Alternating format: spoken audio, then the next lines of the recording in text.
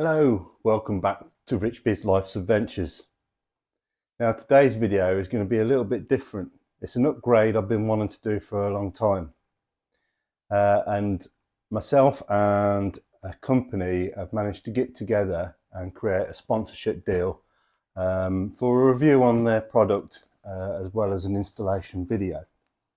And this company is called Martech Air Suspension Systems. And they're based over near Boston in Lincolnshire. They manufacture all the brackets and put together all the kits and things like that. So they've sent me their comfort packet, the comfort system, which means I can adjust on the fly the ride height and ride comfortability. And I can do the stability as well.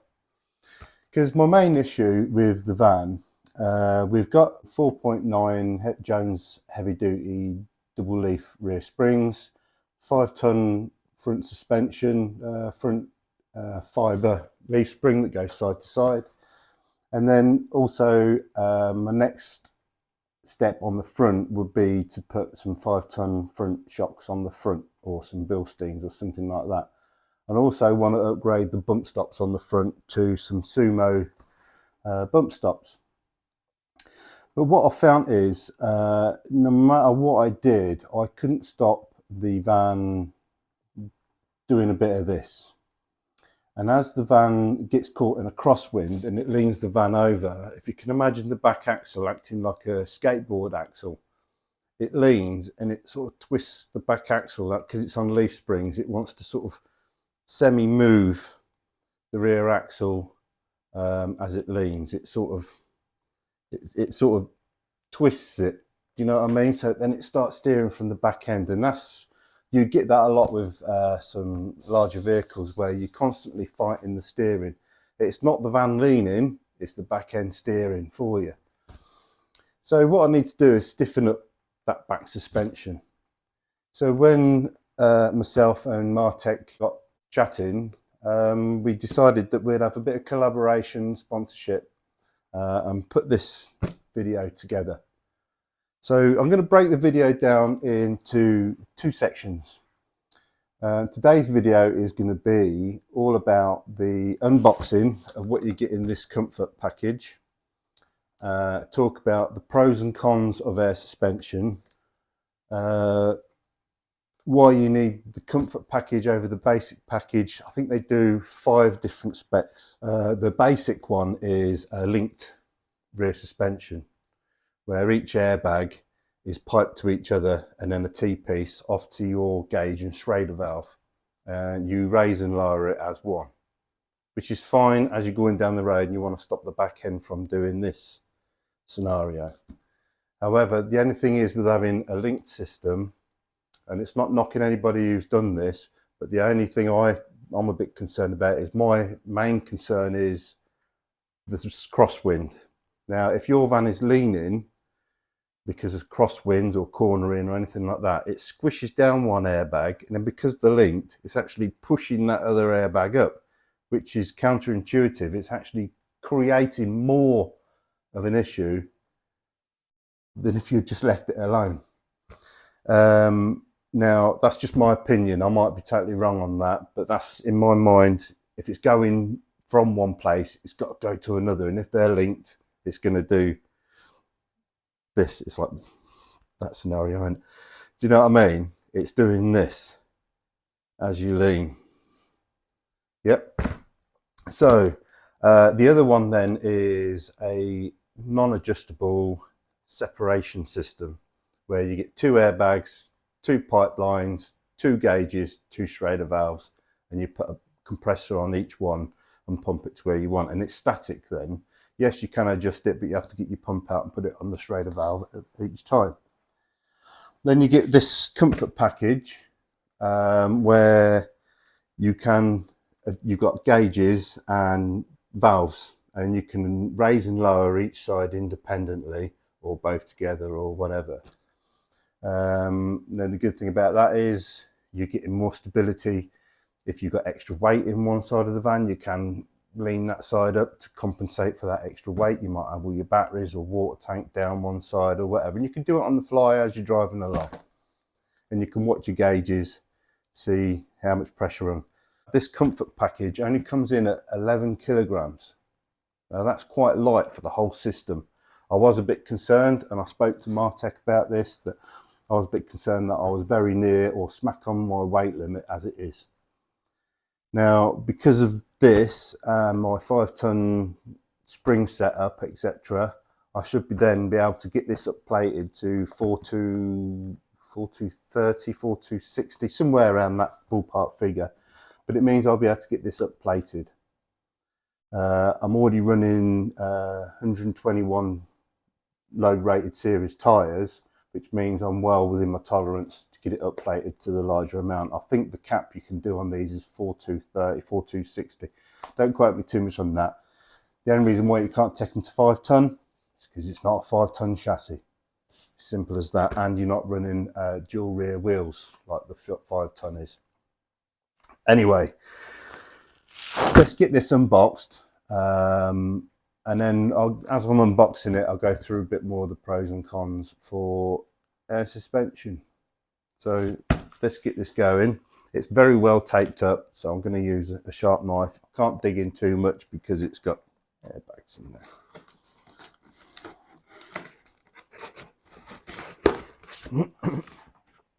And it's absolutely piddling it down outside, which is why I'm not doing an install video.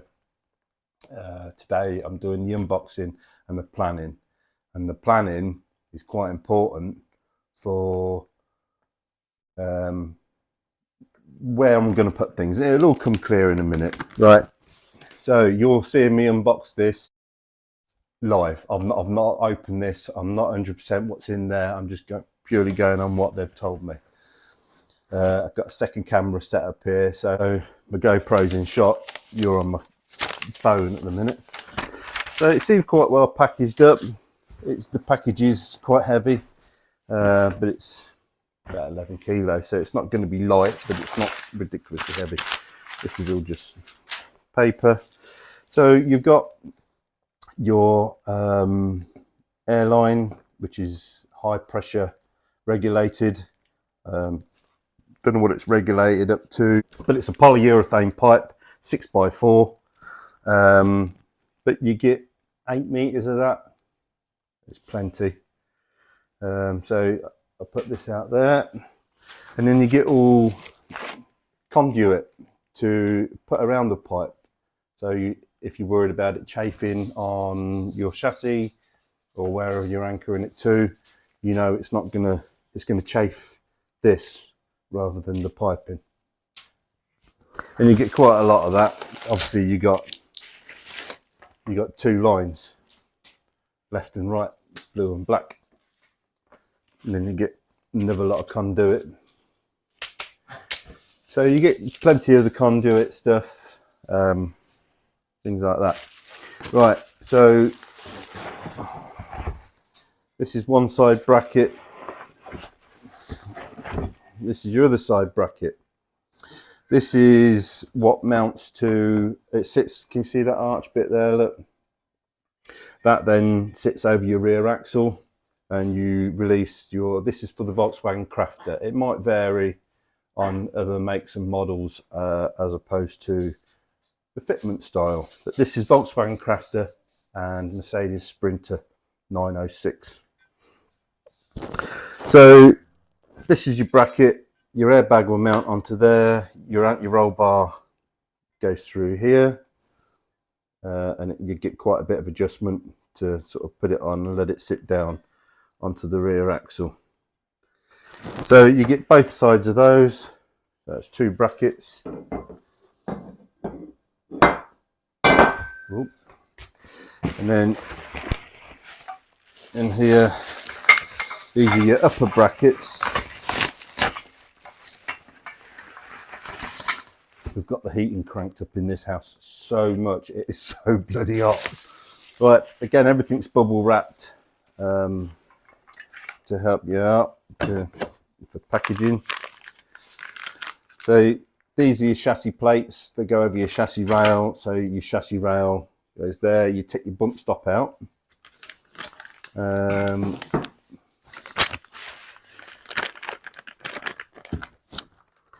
then this is what goes in place of your bump stop.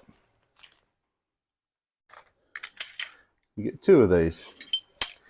And your bump stop goes in two little like crescent things. It's just a piece of rubber and it just goes plop and goes into these two bits of rubber. So what these do, once you've took your bump stop out, you put that up in there, slide it apart, and then there's holes there.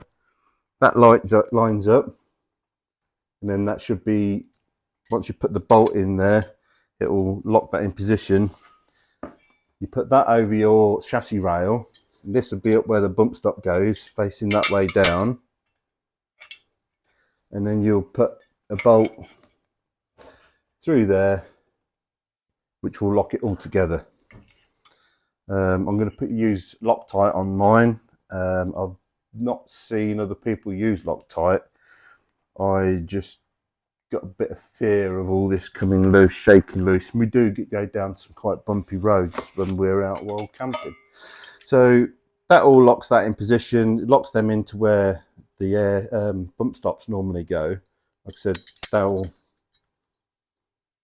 slide out and then lock in place when that bolt goes through that and that. Then you've got these two bolt holes here, or slotted, for your airbag to sit on. So you get two of those.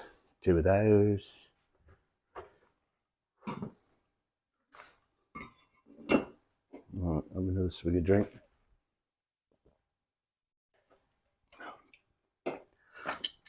You get two of those. Right, what have we got in here next? Then you have your airbags.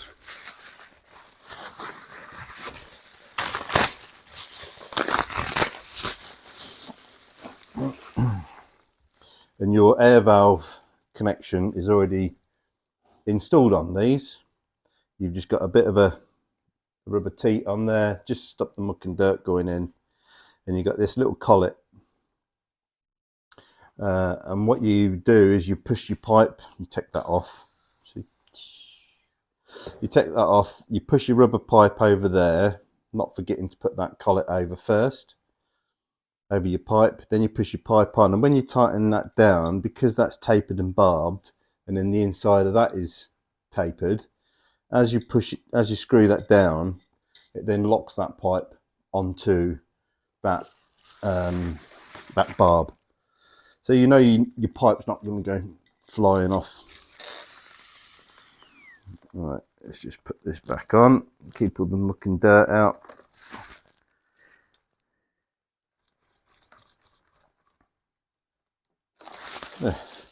So they even give you the little nipple to keep it down. Right, the airbags themselves are made by a company called Rubina. You can see that? Rubina. And they're a very reputable airbag manufacturing company. They make them for lorries and all sorts of things like that.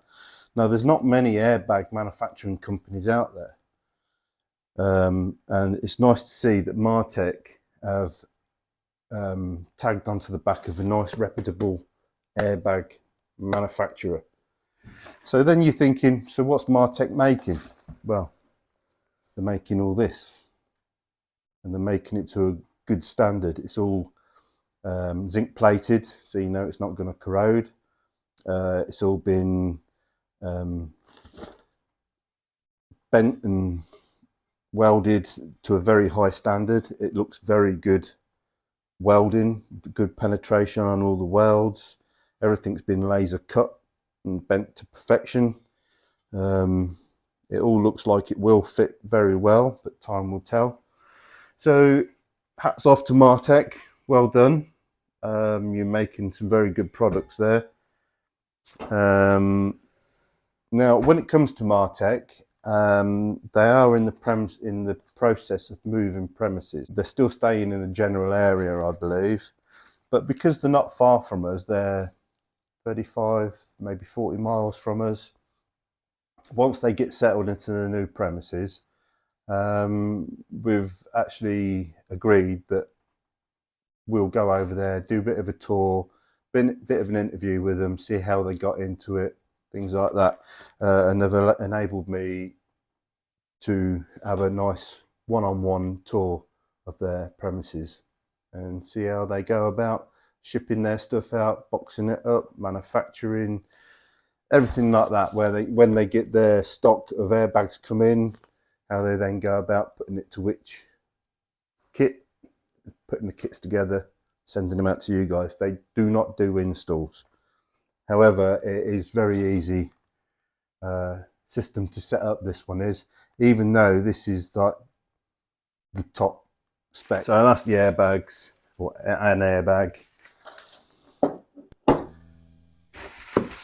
And that's the second one. Don't need to get that out and show you. So you've got two of those, one for left and one for right.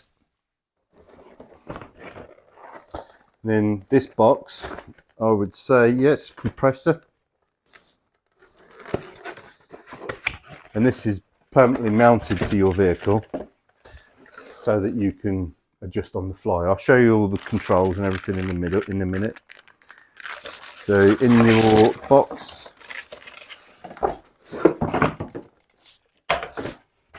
again, it's all very well packaged up. You get your compressor with your outlet. I think that goes onto a filter. Yeah, so you get a filter there that you can spin on the end, and that way then, if you're in a dusty environment, you're not sucking in dirty air and pumping it into your airbags. And it also acts as a bit of a water trap as well. So if you're in a moist environment or anything like that.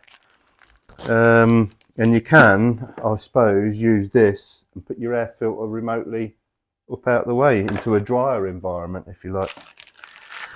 I don't know if you can run this outside. I'm going to run it inside, inside the vehicle. The amount of times I'm going to be using that is normally when the vehicle's going to be running. We're not too concerned about noise levels. It's not like it kicks in the middle of the night for any reason. I think I just want it inside so it's less contaminant. Yeah, so you got your air filters, connections, and various bits and pieces like that. So that's your compressor. Oh, you even get your screws to bolt this down to whatever platform you like, because it's all rubber mounted, just to reduce vibration through into your cab.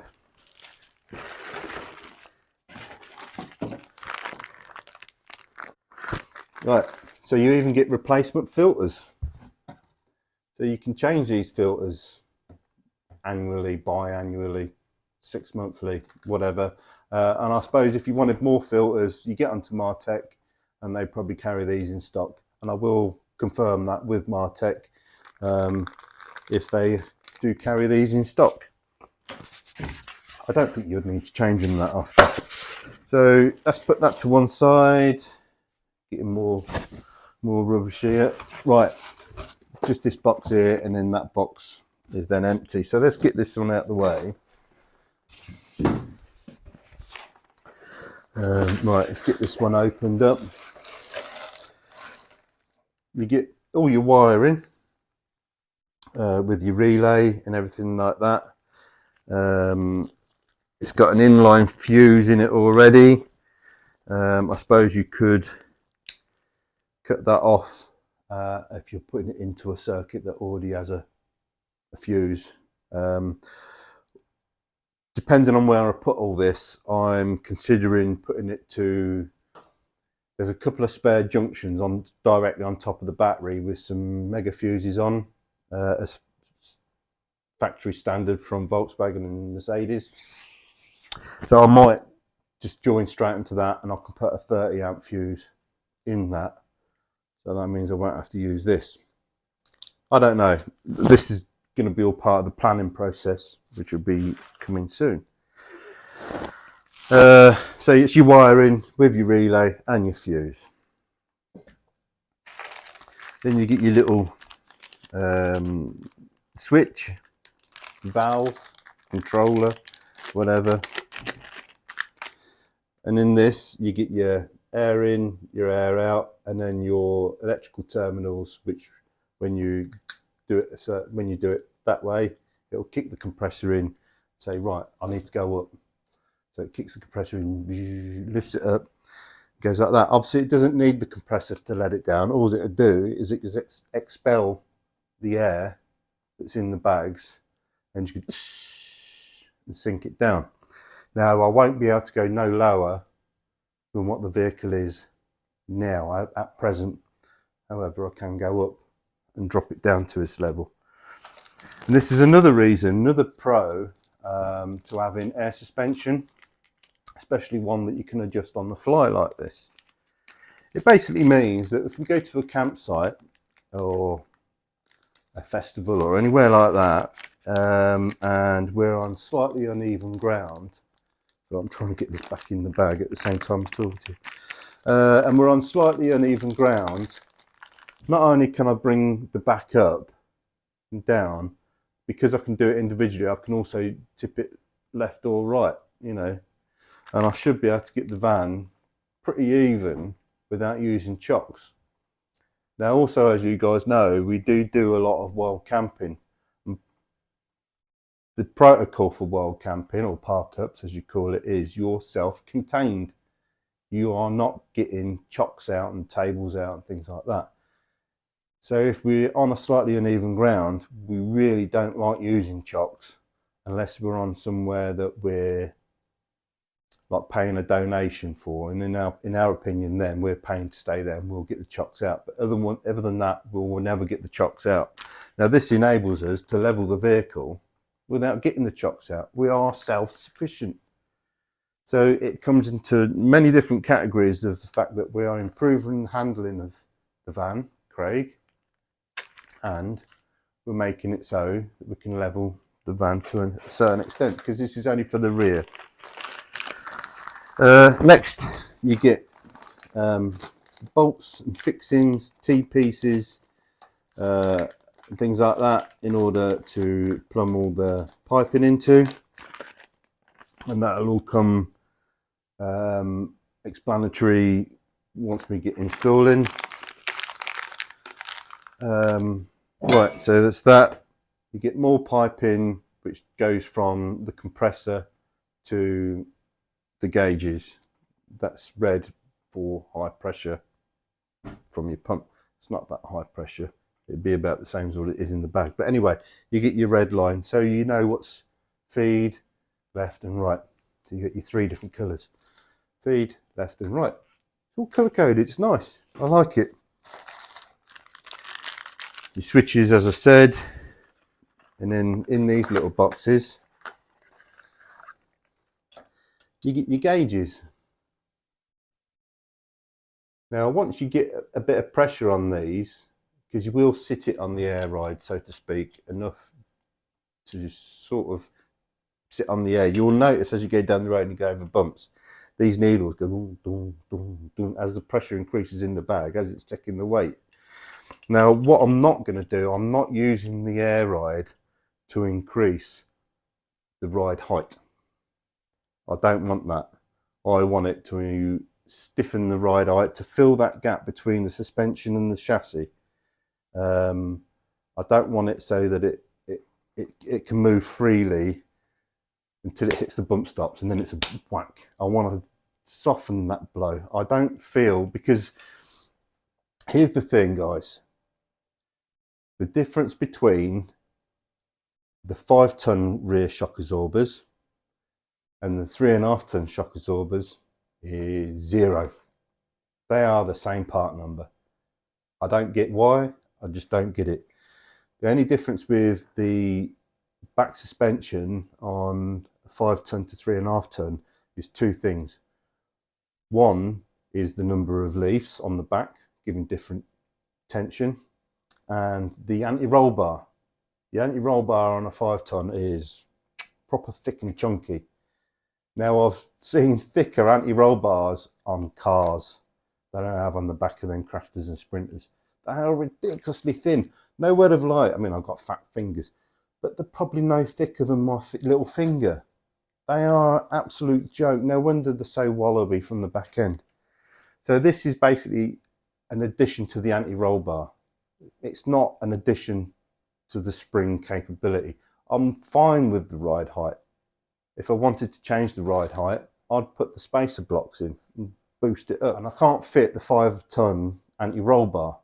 They mount in totally different places because they've got a narrower anti-roll bar due to the dual rear wheels, and the mounting places on the chassis and on the axle are totally different. So you can't use a 5-ton on a 3.5-ton axle. You just can't do it.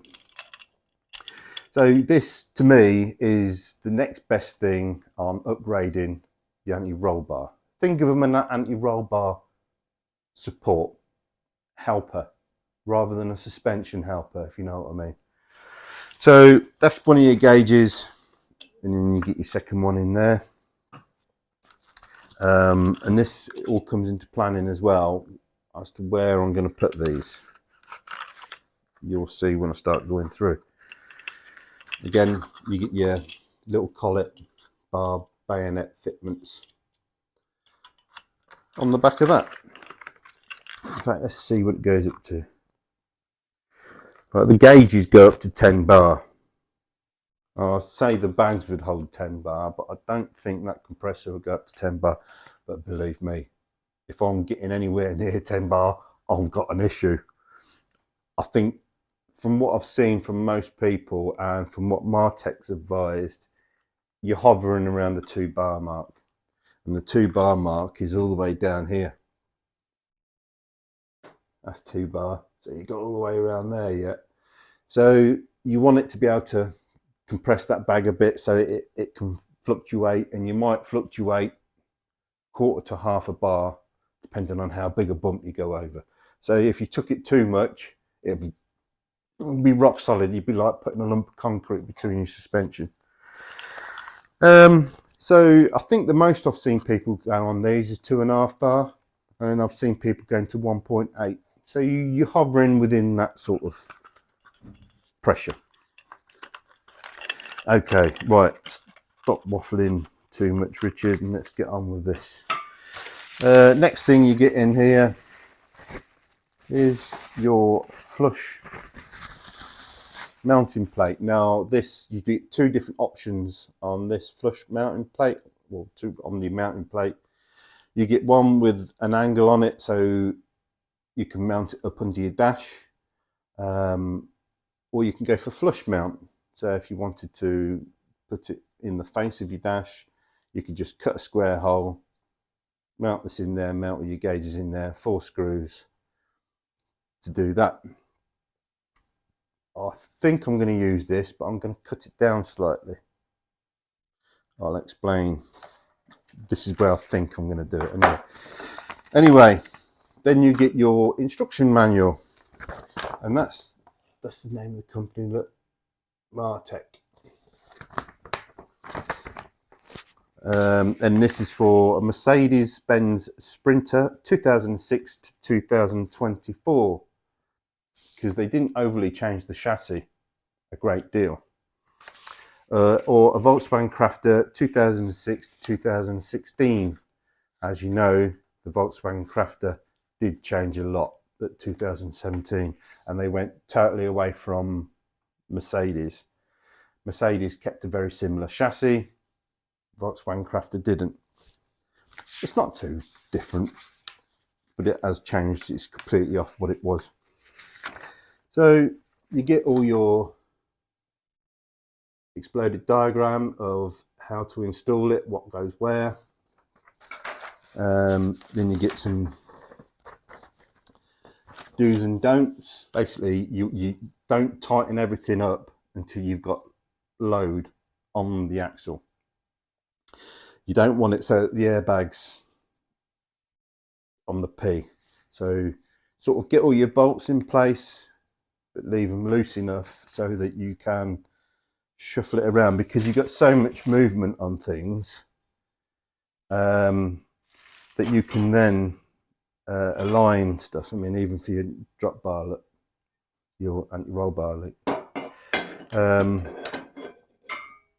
Leave it all semi-loose, get it mounted in place, drop your vehicle back onto its wheels, then tighten it all up, making sure that that airbag is as flat as you can get it. Okay, it doesn't want it so it's like that because it will affect the trajectory of that. Again, another exploded diagram, step by step on how to remove your old bump stops, what to put in next, so on, so on. It tells you everything. It's really good instructions. And then you got your different options. Like I said, that's your single one. Now on this one is, like I said, if you go around the corner and that one compresses, that air is going to go back through there and then pump that one up, defeating it.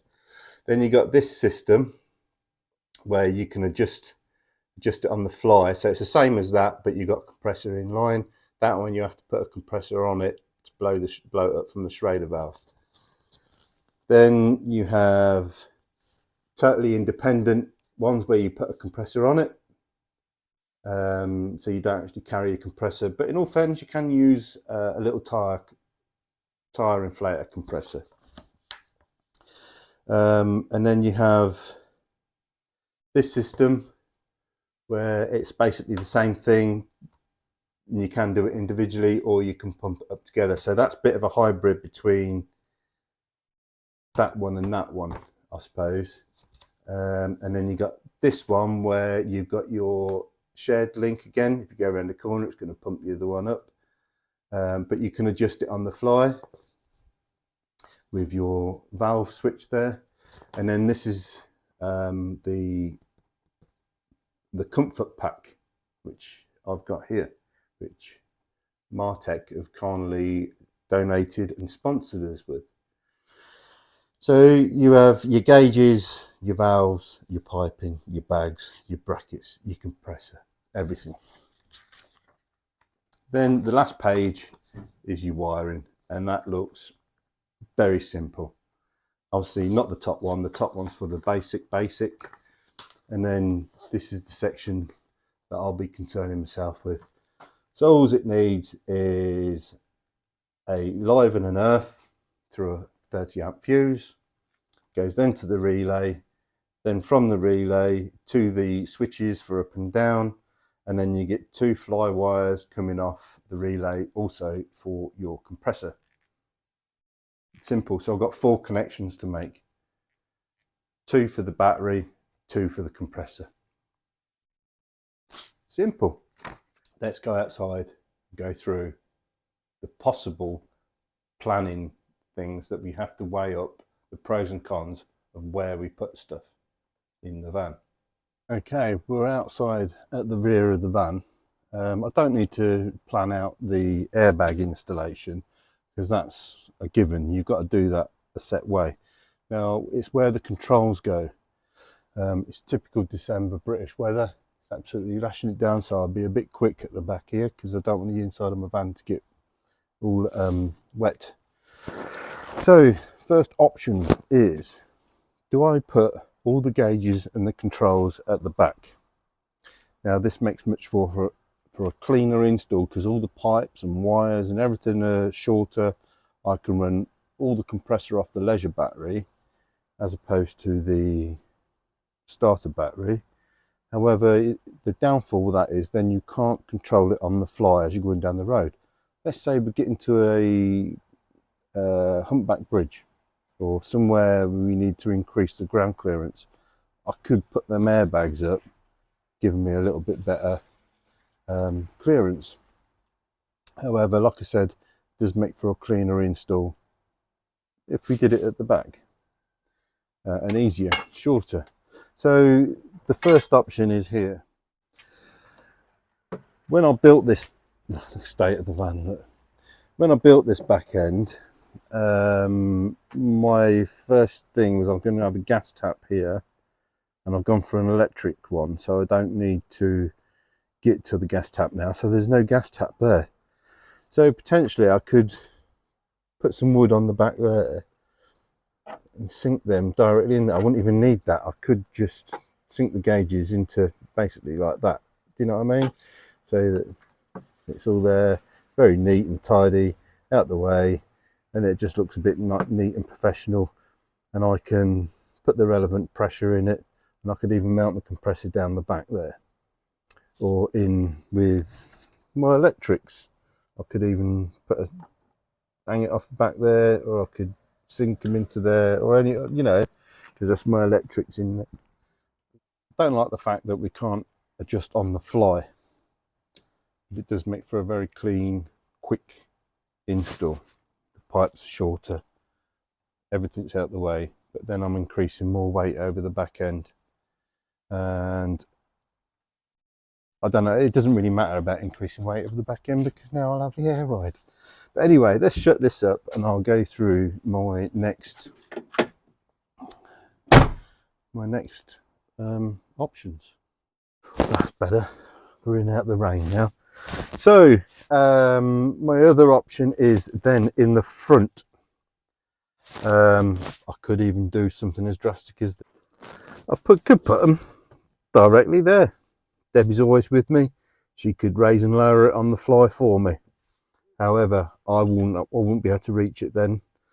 The next option then is, do I see if I can squeeze them somewhere down like that. I'd have to have a gauge and a switch there and a gauge and a switch there, spreading it over the two panels. Not a bad idea, but I don't know, I just don't like the fact of having them down there. My thought is, look at that, look, I broke that paper clip the other day, is seeing if I could mount them in there. I'd have to cut this plate down to fit, because I don't never put nothing in there. I mean, what I've got in there, oh, I've got a bloody DAB thing in there that I've got. So I could potentially mount them in there. I could cut that plate down for it to fit. I don't know. You know what I mean? So then I end up with the switches and gauges down there. And I think that would look a bit better. Do you not agree? It's sort of utilising that radio slot, and if I neaten it off, I'll be able to, you know, I could put that USB lead from the radio somewhere else. I think that's what I'm going to do. So my first port of call would be to get this out and then use this as a template to then trim this plate down, so then that plate can fit in there. The next thing though then is, where do I mount the compressor? Under the driver's seat I have the diesel air heater. I might be able to squeeze it in next to that. If not, could I squeeze it in next to the battery, in the battery compartment? I can't remember how much space there is, although the compressor is not that big. That would be nice and neat there as well. It's out the way, it's not encroaching in any space. Now, worst case scenario, I could put it under the passenger seat. However, we do use that for storage. Dog food bowls, sliders, you know, for when we're just nipping out. All sorts of things. So there's mallets in there, like a peg thing to screw in the ground for the dogs to anchor to. We've got all sorts under there, and it's quite a convenient storage place because you open the door and it's there. So there is that option. I think the two best places would be if I can get it under the driver's seat next to the heater, or if I can get it in the battery compartment if there's space. So that wraps up this planning and unboxing and a bit of pros and cons. Oh, I didn't really go through too many cons. Obviously, one of the cons is extra weight. You are adding extra weight to an already heavy van. It is only 11 kilos. And then because we've got rid of the AGMs and put lithium in now, that's less than the weight of one of them batteries. Personally, I like the system that we've got where it's the comfort pack, where you can adjust it on the fly. You can have as little pressure in it as you want. If it's a very windy weather, you know, you can't help if you got to get back and there's a storm coming, you've got to drive, haven't you? So you could stiffen that back suspension and get home straight as a die without that concern. Debbie absolutely hates it. When we get on that M62, it's always blowing a hoolie up there, isn't it? You know, it's ridiculous. So I'm hoping that with that back suspension and the sumo blocks on the front, this thing should be on rails. So yeah, that wraps that up. Any questions, please drop us a comment down below, and we'll do our best to find out from Martech. Hopefully we've covered most things. This is not the installation video. Like I said, it's just a pros and cons, planning and unboxing video. And a bit of a shout out to Martech.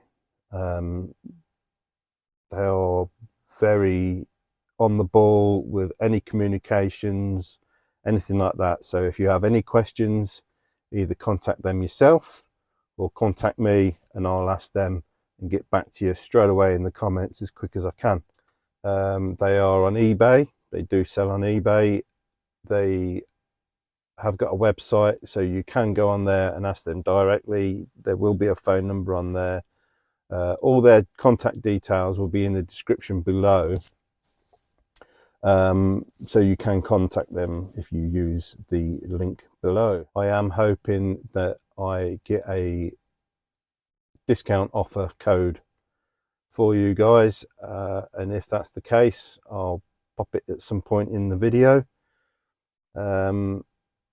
Hopefully they'll give me a code very shortly to be able to give you guys the deal of a lifetime. If you like what you've seen, please like, please subscribe, and really please drop us a comment. We do love the comments, and if you really feel like it, click that little bell icon and make sure you click all, and that way then when we release our next videos you'll get to see it and get a notification.